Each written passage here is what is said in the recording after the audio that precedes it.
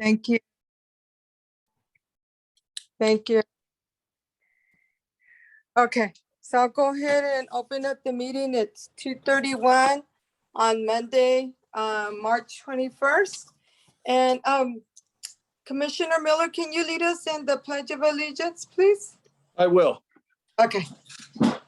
I pledge allegiance to the flag of the United States of America and to the republic for which it stands, one nation, under God, indivisible, with liberty and justice for all. Thank you, Commissioner Miller. Okay, so we'll go ahead and do roll call, Tori. Chair Ballesteros, Present. Commissioner Goodwin, Present. Commissioner Miller. Present. We have a quorum. Okay. Gabriela, do you see anybody from the public that wants to say any comments?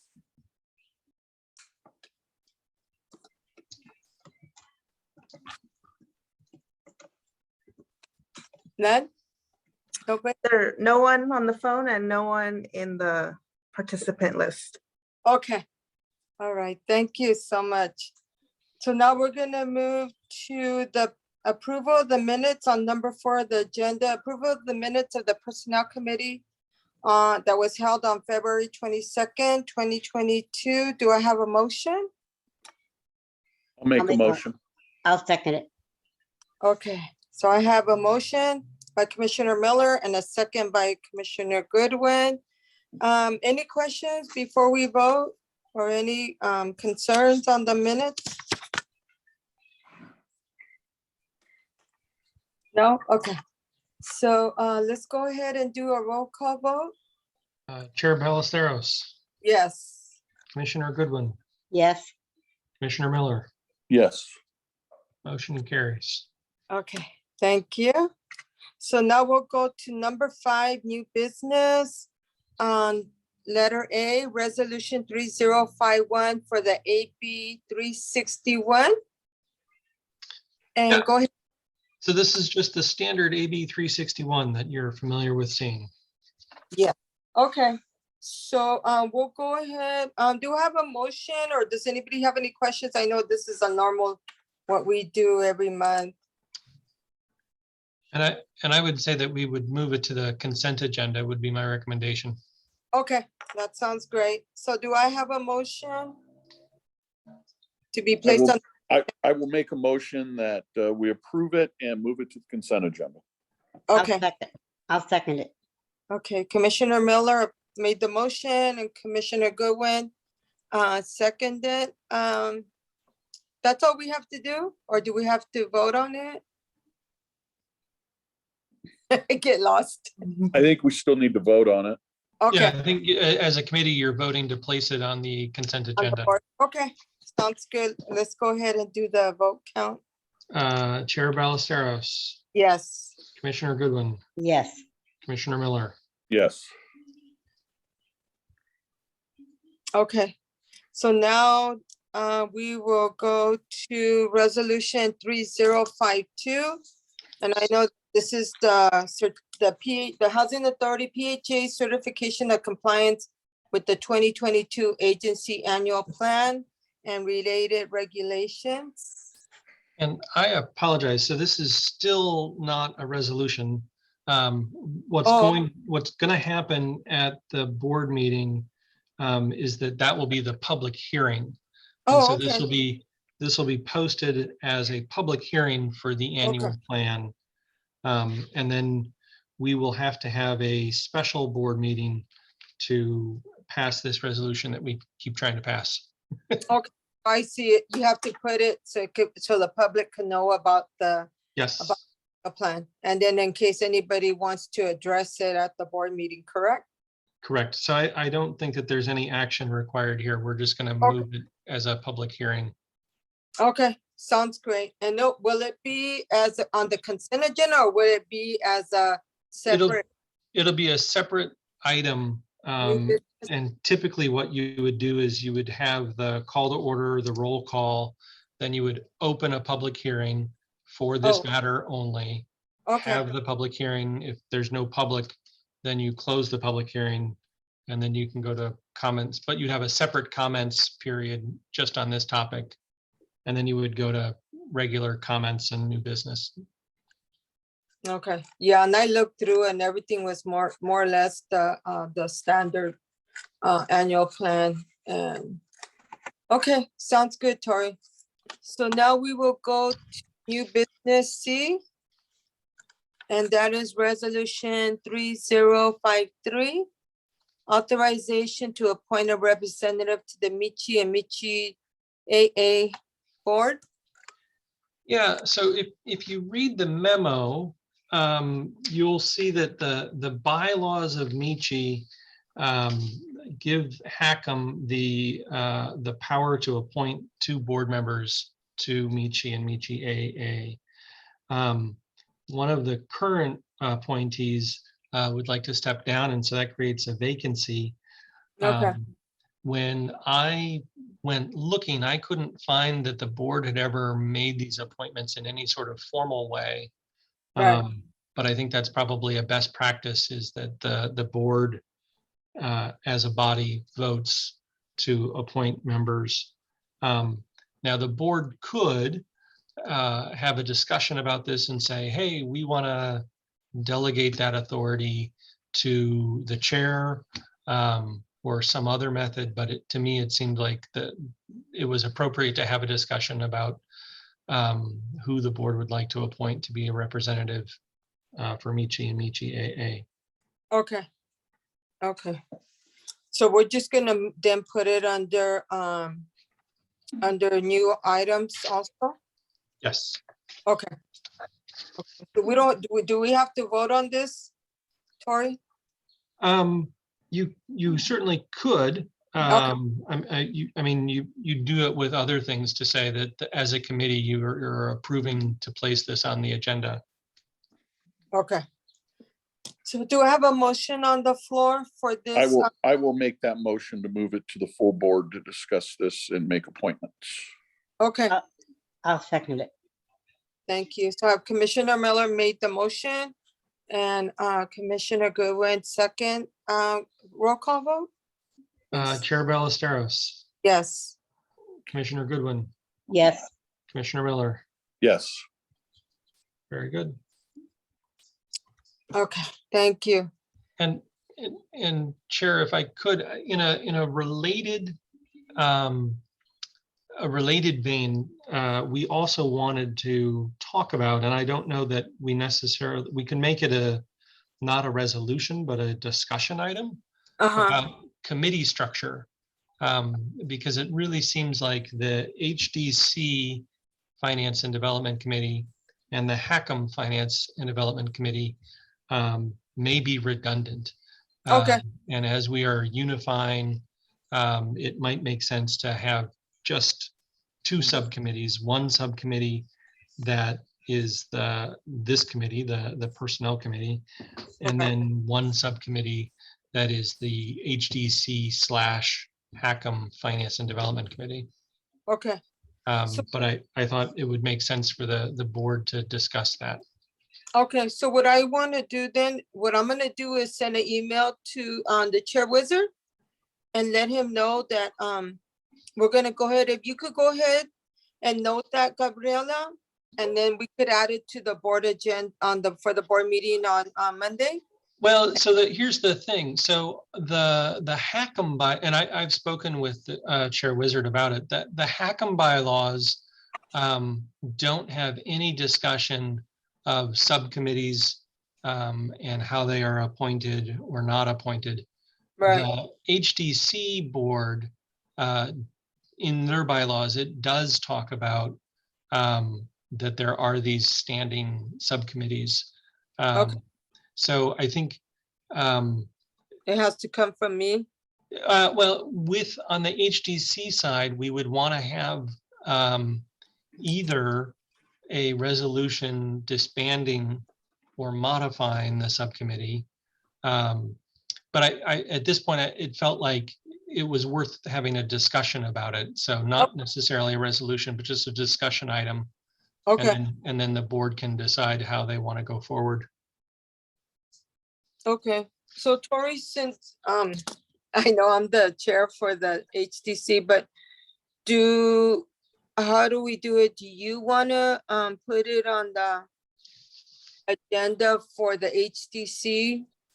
Yeah, And that way we can discuss it there, and then that's where we can go ahead and modify or disband. And that way we just have two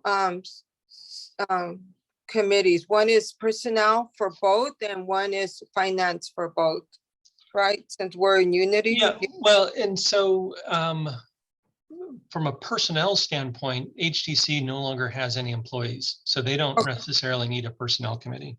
Okay, so it's just Hackham. There'll Yep. be, okay, got it. Okay. All right, thank you for bringing that up and noting it, Tori, appreciate that. So let's go ahead and go to number 6, which is information, starting with A, the HR scorecard, or? So the HR scorecard is not yet completed at this time. Okay, The big news is we have hired a new HR person in the payroll department. okay, And I am making progress. I've got some interviews set up for some HR director candidates. So we'll see if there's anybody great there. okay. I do, since we're on discussing human resource, I do want to I gotta bring up 2 items, Tori. Yep. Okay, so the first one is, I went over the job description for the executive assistant, the clerk of the board / clerk of the board. I went over it, reviewed all the duties and the response, the different, the job functions that Gabriela is doing right now, and she does have a lot on her plate. And her being in this meeting, that way she's able to hear my, after reviewing the job description. So everything looks pretty good. There is a majority of her position that she does assist the Board of Commissioners. And so this is something I wrote down, that whenever she is either communicated either by email or a phone call from a board commissioner, I don't know, Tori, how she would probably have to let her supervisor know. And currently you're her supervisor until we hire an ED, but that way she communicates, what, I'm assisting the commissioner with this. They asked me to do this. That way there's that communication. And then also because, what if it's a project that commissioners request, whether it be the chair or maybe another one of the commissioners, there's not too much travel, because I did know that there's stuff when she'll be able to assist, like if we were to travel, whether it's a conference, workshop, she would take care of that. And I know it would just take, maybe a few days to handle that. But other than that, everything looked okay. But I do want to know in this meeting that if ever this position and whoever, whether it's Gabriela or somebody else, if Gabriela was to ever leave, to leave it open, because if a person ever becomes overwhelmed and the demand of responsibilities from commissioners, from the board, that they leave it open, that if ever they have to recreate the clerk of the board, a position by itself, because of the responsibility. And I know that the previous Sandy Tebbs, her position was only 6 hours, so it wasn't the full 8 hours. But I know in prior years, the commissioners they suggested to make it a 4-hour position to reduce funds to the housing authority, or reduce, the funding. So I just want to state that in this meeting, that for future commissioners, they might not be me, but if they ever feel that the commissioners, they're not getting the attention, or they're not getting maybe what, their whatever their, whatever the requests are, is not getting met, then it would be considered. So I just Yeah, wanted, so I'm not sure what action, I don't think any action was taken by the board to eliminate the position, but I think that predated me. Yeah. So the position still is out there as a position Okay. that could be filled. I okay, think both in terms of clarity for the board and clarity for Gabriella. So the position has combined responsibilities, but it only has one supervisor. So Right. the board isn't the supervisor. The executive director is the supervisor. Okay. And I think that in a normal, healthy organization, if the board had concerns that they had requests that weren't being met, they would mhm, express that to the person that they manage, which is the executive director. correct, And correct. so, I think this is a very common, most agencies, HACM size, wouldn't have two positions. They would have one person kind of doing both of these pieces. Okay. Sounds good, Tori. I just wanted Okay. to, mention that. So the last thing that I wanted in regard to human resource, Tori, I wanted to state that it was brought to my attention, and I'm gonna leave it as where I'm not gonna say who it is, but it was brought to my attention that there was a caretaker on one of our properties where she was assaulted and attacked by a visitor of one of the tenants of where this caretaker works. So what I want to do is let you know, everything was handled, this caretaker did file a police report, but I do want to state that any caretaker on any of our properties, and also, any employee, when they step on a property, that their safety when they're stepping on that property is considered, and it's of the highest priority, because especially in the area of Chinatown, there are a lot of people that visit tenants, and sometimes these visitors are either under the influence, or their manner or behavior can be hostile, and also they can, because of this attack on the caretaker, it could put the housing authority in, where there could be a litigation, because the caretaker could have felt like, well, housing authority didn't protect me. But that's not the case here. I just want to address it, that the housing authority makes sure that everything, if this was to happen again, to make sure that the human resource, and including the executive director, make sure that all the, whatever the protocol or the process, everything is done, including the workers' comp, because this caretaker had to file a workers' comp, because the person was working at the time that it happened, and she was assaulted by one of the visitors. And currently, I was informed that visitor is still stepping on the property. So I would like that whoever oversees the property, the caretakers, that they check on this and making sure that everything is being done, and that also the tenants are aware that if they have visitors and they cause harm to an employee or the caretaker on a property, that the procedures, or the whatever the tenants, the rules or what they're supposed to follow is being implemented to the tenant, that they're made aware that these visitors shouldn't be allowed back in on the property.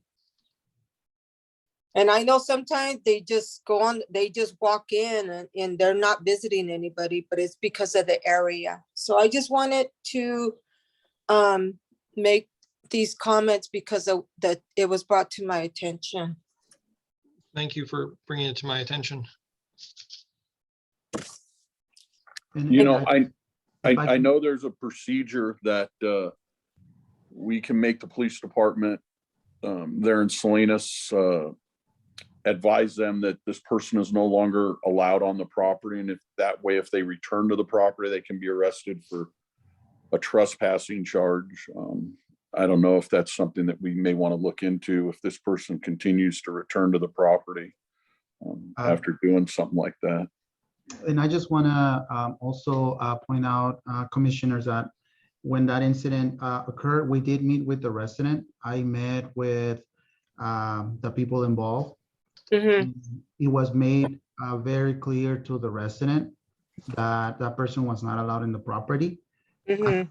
Myself gotten any more reports of this person being at the property from either the property manager or from the caretaker. Mhm. If that person is at the properties, I will talk to them and find out, because we had signed some documents with the person involved, and they had agreed that this person will not be in the property. And if they violate that agreement, that could be grounds for termination. So I will follow up on that a matter with that particular resident and the caretaker. Okay, thank you. Thank you. Thank you so much. Okay, so now we're gonna move to 6B housing programs. Okay, Good afternoon, Marie. Go ahead. good afternoon. Pretty much, I have the report. It's pretty much the same unless the board has any questions. But I did want to let the board know that I did add a column on the utilization lease-up percentages. I believe Commissioner Booter has requested that he wanted to know the success rate for our for the HCV program. Overall, we are at a 70%, but I based it on each program. As you could see on the HCV, you know, it's going to fluctuate. And also like the badge, some of these are referral-based applications, so you may not have a high success rate because it depends on when we receive referrals from some of our partner agencies. So I did add that column as a success rate for the commissioners, so they could look to see how our program is running. So I was able to do that for this month's report, and I'll continue to do this every month unless the board has any questions. And just so the board understands kind of what they're looking at for the utilization rate, that's a cumulative utilization rate. That's a point in time. So as of January 31st, you know, here with the emergency housing voucher program, we had a 2% utilization rate and a 5% success rate. But then in February, we had a 0% success rate, which would mean nobody in February leased up. And so it's important to understand how the numbers are developed. So on this chart, you can see very good examples of family unification. Nobody leased up in January, so you had a 0% success rate, but 33% were successful in February, and 100% on mainstream and 0 in February. Mm-hmm. So the numbers, especially in the special purpose vouchers, will bounce around more. Mm-hmm. In the main program, they will bounce around less, but they will still go up and down a little bit. And I had a question for Maria, because you know how we're seeing, due to the war, there's inflation is rising up. So do you think that in the fair market's gonna go up, or does it affect the fair market at all? Not necessarily. I mean, we're still, I mean, this month and the month of March, we did have a lot of vouchers that found landlords, especially our partner agencies have been working with them and they found units. Oh, good. And so I know we're looking into a rent study, looking at that. So overall, you know, I'm always looking out to see what could improve our programs. Okay, So, yeah, thank you, Maria. you're Does welcome. any other commissioners have questions for Maria or concerns? No, I like the being able to look at that success rate, and thank you, Troy, for the explanation on why sometimes it's going to be 0, and that's really not reflective of people not trying or anything. Appreciate it. Commissioner Goodwin? No, I have no comment. Thank you, Maria. Welcome. And Okay, so now we'll go to commissioner comment. Is that it, Maria? Thank you for that information.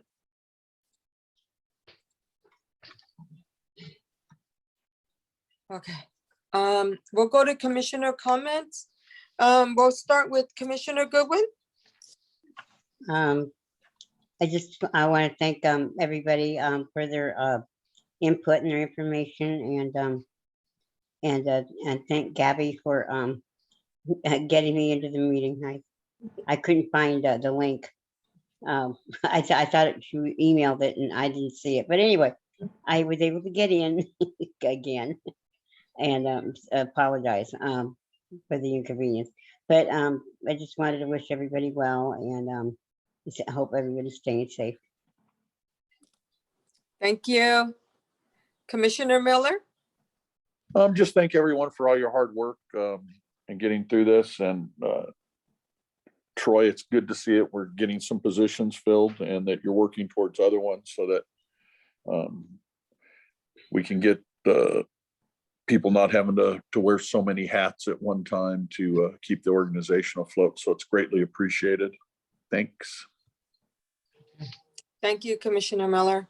And I just want to thank everybody, Tori, Gabriela, Maria, Jose, and everybody that's been working and during this time, heartbreak to see a war and us not knowing the outcome. So we just, I mean, all of you that are working in our community to try to help those that are in need, really appreciate it. And so with that, I'm gonna close the meeting at 2:58. So thank you, everybody. We'll see you on Monday. Thank you. Take care. Bye-bye.